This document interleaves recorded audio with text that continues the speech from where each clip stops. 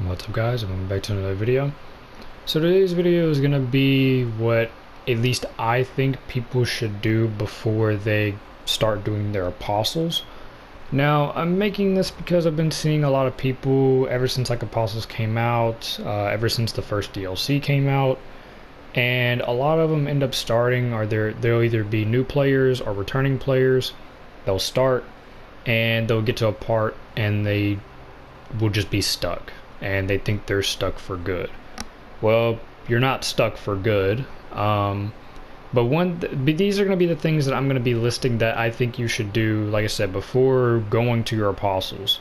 Highly recommend these because they will make it easier for you to fight them and just fight mobs in general, whether you're doing the DLC or just going through the apostle bosses. Because there will be certain points where either you have to, like for example, the first apostle, the Reaper, you have to have Sin on with you.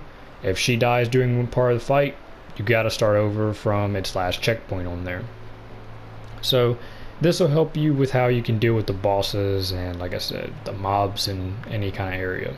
So let's go ahead and start off with the things that you'll need. So very first thing I would say at least do is, after you finish the base game story, you know, the chapter 6 and whatnot, I would say go and get every skill tree out there, at least these as well, like these main ones right here that branch off. Get these are going to be your bread and butter of everything. For example, like this right here, the scout tree has galvanize, you're going to want this. Has Reaper's Wrath, you're going to want this. Some of them also have passives you're going to want, like this, Killing Blow, you're going to want this. Just a bunch of them as well. Debuffer, you would want this for your debuffing AI and stuff like that. So I would recommend get those. Don't be afraid to spend skill points, because you're going to get a lot at some point, and then at some point you're just going to max them out. But another thing, in case you guys don't know, is you can add bonuses onto your skills. So for example, Reaper's Wrath has critical rate plus 35, chain burst risk correction plus 10%, effect time plus 90, and required SP is plus 175. Now those are there because if I click X on the skill, I added these right here. Now you will have to use skill points to unlock these, but once you do, you can toggle these on or off. But keep in mind that there is a buff limit. It's 20, and debuffs will count as well.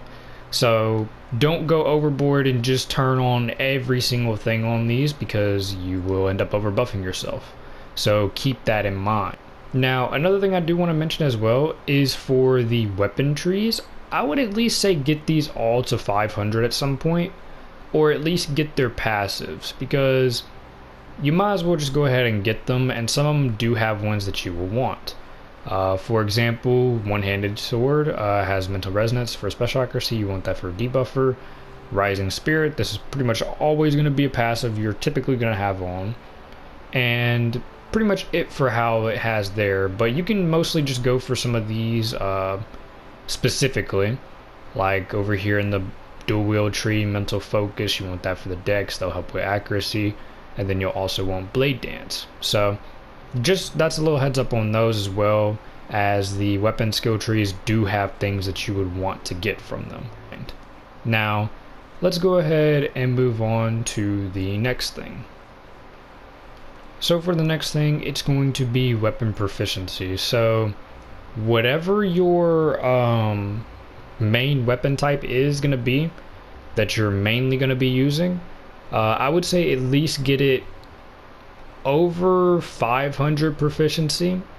And if you really want to take time and extra steps to do it, I would say even max it out, because proficiency will give you accuracy. Now I don't think it gives you anything else besides accuracy. It could give you attack, but I don't know, it's been a long time since I maxed these out. But I do know for sure it gives you accuracy, so I would say at least get those up, because you will most likely need accuracy to hit those mobs, as they will get higher in level, especially whenever you get to the 4 new apostles that ended up coming out recently. So now let's go ahead and move on to the next thing I think you should get. So for the next thing, I would definitely say it's gear. Now, you don't have to get a lot, but I would mainly say for your gear, for example, up in your sword skills and customs, which is what you're going to need as well, definitely end up getting the Violet Flash incarnation, which is this right here, hazard gauge +3 on critical hazard gauge +50. This is going to help you a lot. Not just for bosses, but for also enemies. It can even help you for groups of enemies, because then you can basically stun lock them. And this will also be what you would need to actually use the other incarnation that I recommend, which will be the down incarnation. So basically, hazard the mob, and then you want to down them. And basically, whenever they're down, they're going to be taking more damage from you. And even if you don't have like a lot of gear, like accessories or anything in the very beginning, you're going to be doing a lot of damage because of this incarnation. And another thing is, depending on what weapon type as well, some of your sword skills will do a lot more damage. For example, with dual wield, you will want to put the down damage incarnation onto your shine circular or double circular, and then you will want to put it on starburst stream, because these are going to be the hardest hitting sword skills. And if you look at the sword skill description, right there at the bottom it says aerial / down bonus times 1.5. So the sword skill itself already has a down damage multiplier. And then for shine, it has a down bonus times 2. So that's another thing. And for the armor, I would at least say get a regular steel riding armor. And that's going to be like this right here from the Divine Beast Blacksmith and Centauria. After you finish the main story of the game, you can then unlock him, go kill the Divine Beast he wants you to do, and they will, he'll make it to where you can actually start crafting the things from him. So this is something I would definitely say end up picking up. And then for your hazard, the earliest thing you can pretty much get, and the best thing you can get early on, would be, I think it's way up here if I still have it, but it's this right here, White Mist Armor. And you're going to want this with its passive, which also gives you on critical hazard gauge +50%. So the main issue with this is that it doesn't have any dex and no accuracy, but it can get you through the apostles and honestly even still some like later stuff in the game until you get something better, like a Black Light Close or just anything with like dex or accuracy. So that's mainly what you would want to use. And then if you still need some more accuracy, use any dex accessories, or you can use some passives down here with that increase your dex or your accuracy. And then another little thing is your records. If you do need more accuracy, you can get Nimble. I forget who this is from, but I'll either put on screen or in a pinned comment where you get it from. And then Uptight, just to increase your attack. And then over here as well, EX skill, you will want to pretty much use Berserker for that. So for the next thing I'd recommend, it's not too much, but I would also say go pick up all the Sacred Arts. You might as well grab all of them, but the most ones you would probably end up using is Dark Level 2 right here. This can stun mobs pretty much out of anything, most things. And also, you'll mainly want to at least get this right here, Wind Level 3 for Accelerator, as it will boost your skill speed. Magic Mirror could also be somewhat useful if you need to use this, as it will block projectiles while you're in the AoE field of it and a mob is outside. Also, these right here too, Light Level 3 could be nice if you just want to get some heals off. A couple of these you would end up using like Steel Level 3 some points and all that as well, so those aren't like too much of a big deal, but I would say at least go grab those as well, because you might as well, and they could just be used here and there. So that's pretty much going to be it for that. Now let's move on to the next one.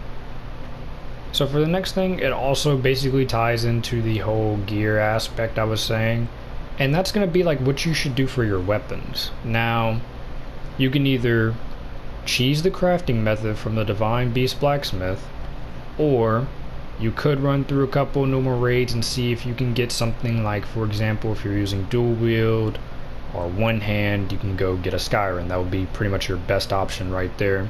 For other things, it pretty much you would mostly want something with dex to help you with accuracy. And another thing is, I would say max bond on your weapons. And by max bond, I mean that green bar you see down there with my name by it.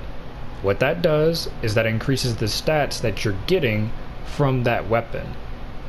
So for example, if I had a weapon up here like this, for example, if I equip it onto myself, it's going to reset to 0. And it's going to make my stats drop. But then whenever I start getting bond on it, you'll see my stats will begin to rise more, and then whenever you get it maxed, then that's it. So definitely get that, as it will help you. Definitely will help you. And you can pretty much beat the apostles without even upgrading your weapons, pretty much even without upgrading your armor.